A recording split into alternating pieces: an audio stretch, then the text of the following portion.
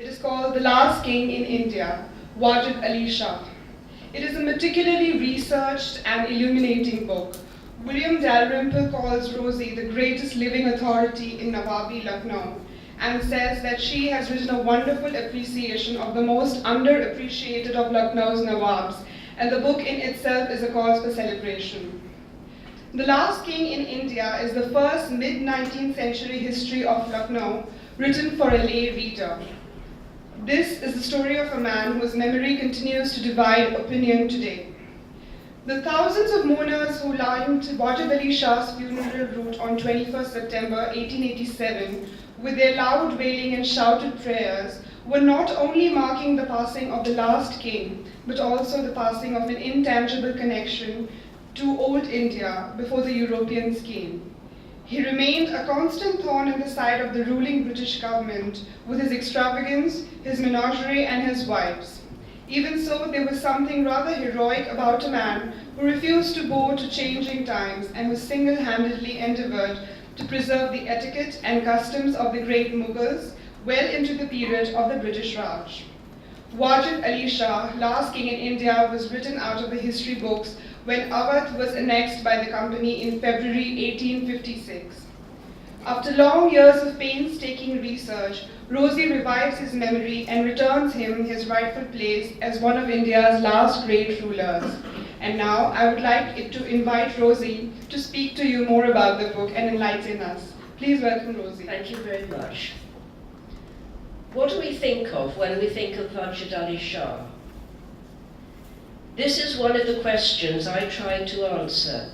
The India view, and especially if we think of that great film Shatraj Lari by Satyajit Ray, he's a ruler who would rather play chess than rule his country. He's someone who indulges in music, in luxury, in dancing, in women, anything, in fact, except ruling. And how do the British see him? I can't use some of the language that the British did about him, but to them he was a debauched character, he was debased, he spent all of his time fiddling with eunuchs and women, and it was hinted that he liked dressing up in women's clothing. There was really nothing that the British could say that was bad enough. I thought there's something wrong here. Somewhere there's going to be a middle way. I don't think anyone is all bad, I don't think anyone is all good. So I decided that I would have a look at him. And the reason this came about was that I'd written quite a lot about Lucknow, as Anandita told you. And you can't really write about Lucknow without writing about the Kaisabagh Palace, which was the last palace in Lucknow, and it was a palace built by Wajid Ali Shah. And the conception of this was so grand, so outrageous, so bizarre, that I thought somebody who builds a palace like this is going to be an interesting person. I didn't know what I was going to find, but as a historian, it's my job to tell the truth as I see it.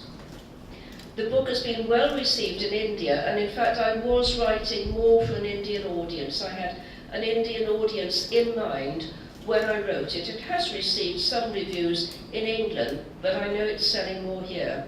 And I really value the reviews I've had, and so far they've been pretty good. This is the cover of the book, and it's a fascinating cover. It was actually lent to me, or rather a transparency of it was lent to me by a direct descendant of the king. It's painted not as it might seem when Wajid Ali Shah was alive, it's actually painted after, and it took me some time to figure this out. But the four sons around him are actually based on photographs, some of which were taken in 1858. So we know it was painted after that.